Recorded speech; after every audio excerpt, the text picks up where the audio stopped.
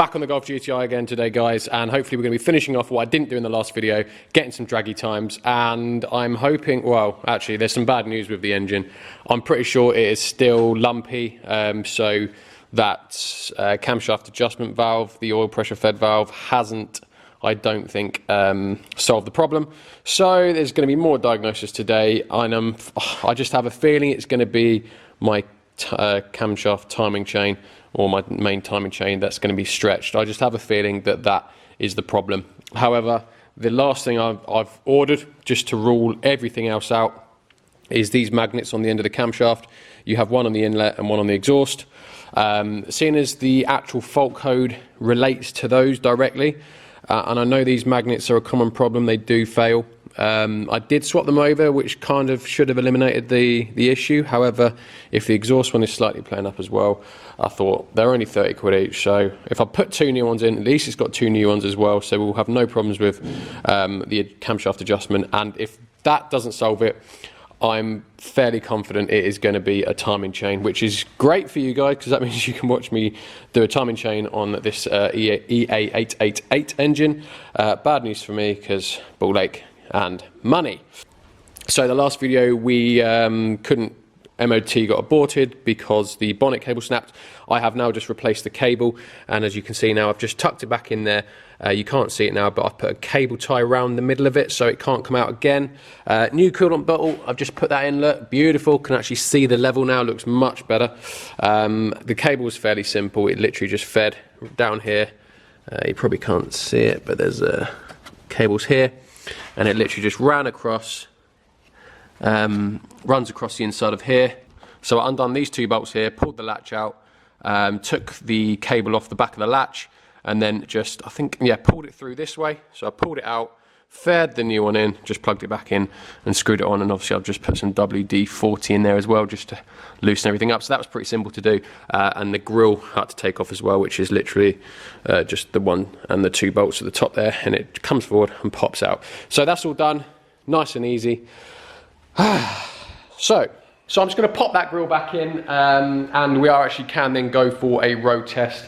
I know I just said it's still a little bit lumpy, but it's not as bad as it was. It only really does it when it's cold, which again might relate to timing chain. But once it's sort of up to temperature, it's absolutely fine. So I'm going to let it idle for a little bit, get up to temperature. It's not as bad as I'm maybe making out. It just, every so often, it just judders a little bit. Otherwise, you saw it in the previous videos anyway. I revved it, and 9 times out of 10 it was fine. It was just on that 10th one, it just judded a little bit coming down. So yeah, that'll be fine. We'll go out for a road test, and we'll see if we can improve on the draggy times. Bearing in mind, this hasn't been remapped, as far as I'm aware. I don't know, it hasn't been remapped because the times are stock GTI times. But it'd be interesting to see whether the intercooler and the intake system alone, without any mapping, can reduce my quarter mile time. I don't even know what times, 0-60, quarter mile, and I'll probably do a 20 to 70 or something like that. So yeah, it'd be interesting to see if it improves those without a map. I'm waiting for the magnets. They haven't turned up yet. I'm hoping they turn up today or tomorrow, so I might have to long the release date of this video out a little bit until they turn up, because I just want to put them on, and yeah, we'll be able to see if they are the problem or not. But I suppose what I could do is, if it's really accessible or easily accessible, I could take off that top timing chain cover and just see if the timing chains stretch visibly. I could line them all up and just see if it's out. But yeah, we'll do the draggy times first. Hopefully them two magnets turn up. Yeah, let's crack on. Onto the spark plugs and coil packs. I wasn't actually going to change them yet. I was actually going to wait for a bit later on, really. But I thought I'd just actually whip out a coil pack and a spark plug, just to make sure that the upgraded ones I've got were the correct parts. Now, I've been forced into a premature complete change because the coil pack was completely seized in, and it took me 15 minutes to actually get the coil pack out because it had completely seized to the spark plug. And as you can see, look, tried everything using picks, WD-40, screwdrivers, pliers to try and get it out.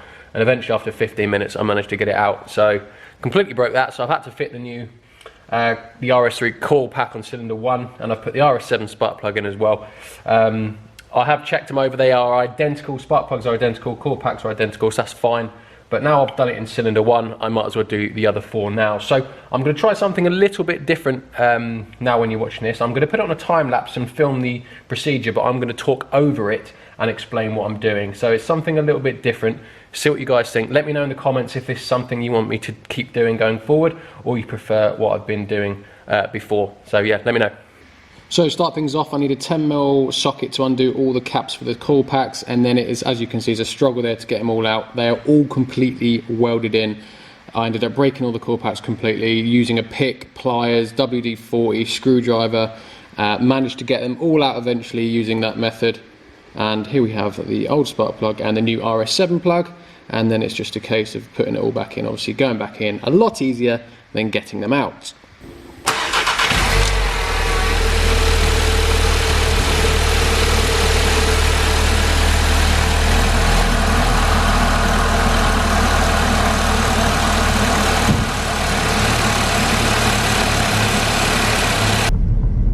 Right, I have just filled up with some lovely V-Power, so that may help as well, although I don't know if I put V-Power in before. I've just connected Dragy up so we can get some times, although, there we go, I've got some stats now. So, she's all warm anyway. I've let her idle for a while and I've just driven to the fuel station. And I've got to go just down the road. What I'm going to do is, obviously I'm not going to break the law speed wise, so I'm just going to do a 0 to 60. I have a 20 to 70, which is comparable. If I do have time, if I do have time to go over the private runway, I shall do a 1/4 mile as well. This is going to feel very slow, by the way, because I haven't driven the RS4 supercharged for a few weeks, and I literally just took it out for a drive and literally don't want to sell it. That thing is rapid. And I've done this exact route as well. Right, let's see what we can do.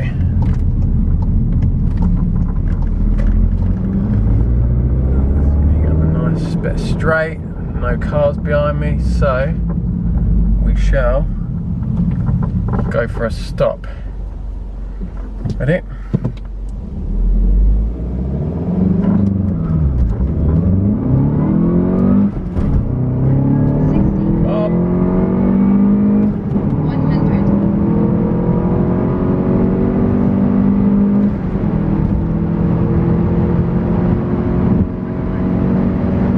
Right, I have just been out in the car and I did get some Dragy times, however they were invalid because I had low satellite signal, so I'm not going to post them up. I'm just going to discount those for the minute because I'm still not 100% with this running issue. It is so sporadic. It doesn't seem to do it at all when the car is up to temperature, and it only does it sort of once every 10 revs when the car's cold, so it's a bit of a tricky one. But what I'm going to do is, I still haven't had these magnets turn up yet, the ones that sit on the inlet and the exhaust cam. They're very easy to change, but again, they haven't turned up yet. So what I'm going to do whilst I'm waiting for them is I'm going to check the timing. So I thought this might be quite informative for people watching. It should be fairly simple to do. It should be a case of we'll have to remove the coolant bottle, get some lines out of the way, take this top timing chain cover off, and that should expose our chain. We'll have to put again, I'm going to have to take this spark plug out and coil pack, get the engine in TDC, and then I'm going to need to use a digital gauge to measure, unless it's got reference points on here. I don't think it does on this engine.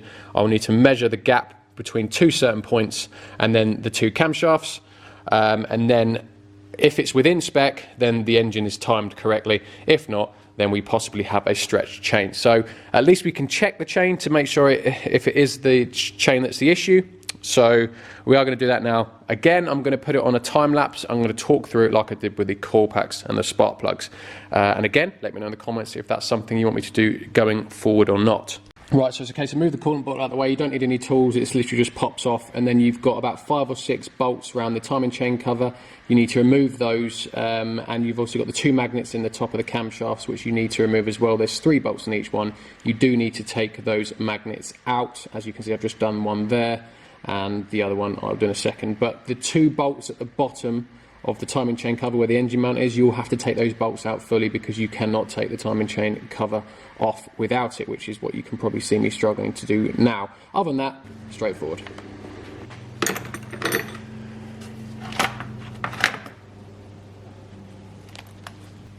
Right, I've just raised the car in the air so I can show you TDC. So to do that, I'll show you the mark on the crank. And can you see them little marks here? Look, so there's a mark, little arrow here on the timing chain cover, and I've got a couple of notches in the crank pulley. It's the best I can show you at this angle, but I've got those lined up. Right, so the engine in TDC, crank pulley all lined up on the timings. I have notches, so if you can see there's a notch there on my camshaft, and if you look at the camshaft timing case, you can see that there's a notch. Where's my finger? There's a notch there as well, and these two have got to line up. So if you can see on this side, look, they do line up spot on. Oh, it's really hard to show you. It's not ideal circumstances. Right, there you go. You can see they line up spot on.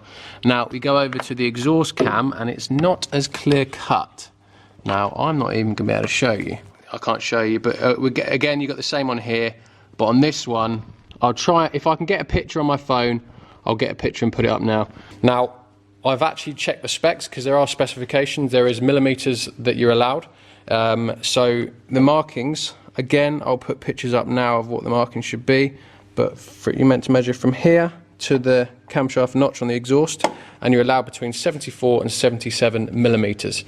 Now, I'm bang on 75.4, look, so it's absolutely bang on within spec that side, so you could argue then actually it's fine. And then the distance between the two notches on each camshaft should be between 124 and 127, and again I was 125, I think it was. So right, so good news, I have now got my camshaft magnets, so that is good. So we can now fit those.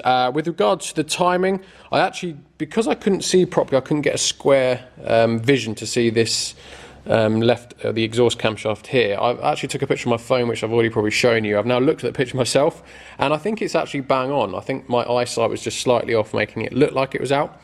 But looking at the picture, it actually looks fine, and as I said, it's within specs on the measurements as well, so I actually don't think we have a timing stretch issue. Doesn't mean to say I don't have a timing chain tensioner issue though, but at this point I'm just really hoping that these work. So I'm now going to put it back together. I'm not going to time lapse or anything like that, because you saw me take it apart. You don't need to see me put it back together. It's exactly the same in reverse. So I'm going to quickly do that. And I'll also fit the new camshaft magnets as well. There are only 3 bolts in each one, so it's fairly easy. So, and there we go, all back together, all new valves in, everything's done. So all we've got to do now is just wheel it off the back of the ramp, start it up. Hopefully it will have no issues, but we won't probably fully find out until I take it down the road. So what I'll do is I'll warm it up, and we'll do some more Dragy times. I'll take it out, I'll make sure my Dragy's working, not low satellite, and we'll get some final figures with the intake pipe and the intercooler, see if it's made a dent on my current best 0 to 60 and quarter mile times. Right.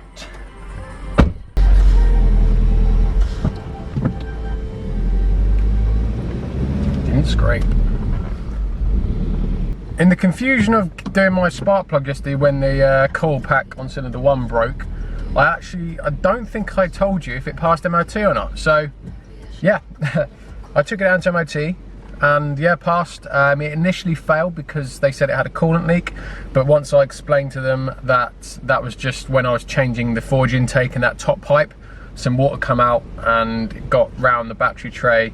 I cleaned as much of it as I could off, but obviously there is some residue still, and they said it had a coolant leak because they failed it originally, but once I explained that, fine, all passed, no advisories, all good. So we are now fully road legal, which is always a good thing.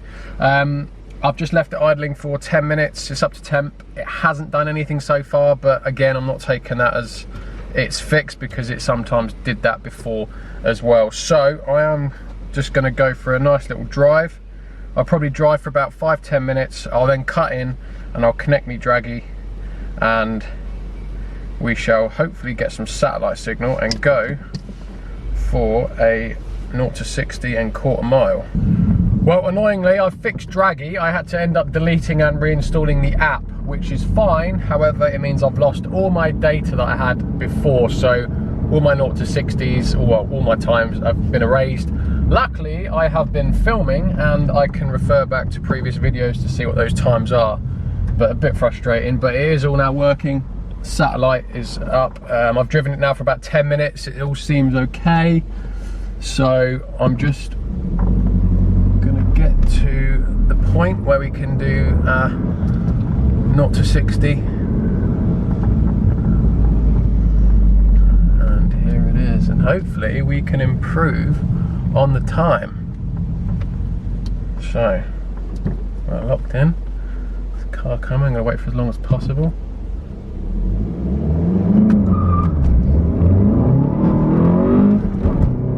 Hesitating first then. 100.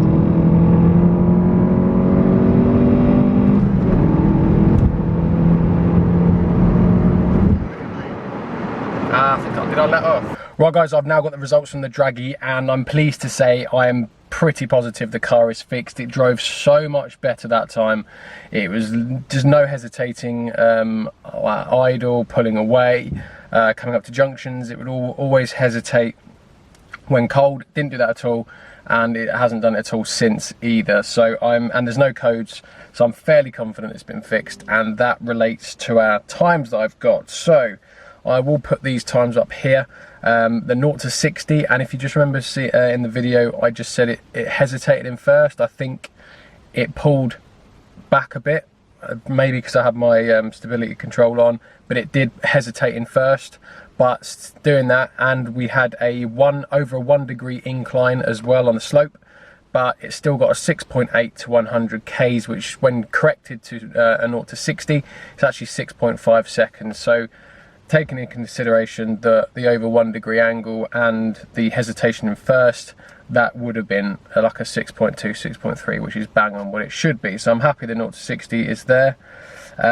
Quarter mile, which I managed, and I did manage a 14.69, and as you can see when I put the graph up, I did let off just before the end. My peak speed there was 100, this is obviously on the airfield, I had to go over to the airfield to do this. It was 150 kilometers an hour, and looking at a previous one, my trap speed was 157, so I've actually dropped off quite considerably towards the end there, and I've still got 14.69, so that may have been a 14.4 possibly, which is actually better than a quarter mile should be for this car. So I'm hoping that just means it's all fixed and the modifications have improved it slightly. So and while I was over at the airfield, I managed to do 100 to 200, and it was bang on 18.7 seconds, which is what it should be for a stock GTi, and I think that's a DSG stock GTi as well, because all the tests that I've seen, people do 18 seconds, they've all been DSG. So if that is the case, I'm proper happy that it can match the same time as a DSG in the manual. So yeah, I'm happy now. We've knocked 5 seconds off our 100 to 200. So as far as I'm concerned, the car is fixed. And I think, yeah, that's all I've done. I didn't do a 20 to 70 for some reason. It didn't do it. So no, really happy with the car now, guys. It is in a very good position. Obviously it's fully MOT, so I'm now going to be daily driving this along with the RS4, the non-supercharged one, until this goes back into the workshop beginning of next week. To have, what I'm actually going to do first, guys, is I'm going to put a stage 1 flash onto the Golf. It's maybe like a 1 plus, because obviously it's stage 1 plus, because we've got like an intercooler intake as well, so it's not going to be a true stage 1. And then we're going to see how car performs. We're going to do some Dragy times on a stage 1, and then I'm going to fit the IS38 hybrid turbo decat downpipe with the cap back, and then we've got a high pressure fuel pump. We've got 980cc MPI injectors, port injectors that sit in the inlet manifold. We've got a 4-bar map sensor, and I think I said high pressure fuel pump, and I think that's then all we need, and I'll go from a stage 1 straight to like a stage 1000 for the Golf GTi. So yeah, that is the plan. So guys, that is the end for today's video. Golf's sweet. So in the next video, guys, it will be the Porsche Boxster. I have already done the video. I've just got to finish editing it, so that will be up tomorrow at 6 PM. So as always, guys, thank you very much for watching, and I'll catch you tomorrow. Cheers, guys.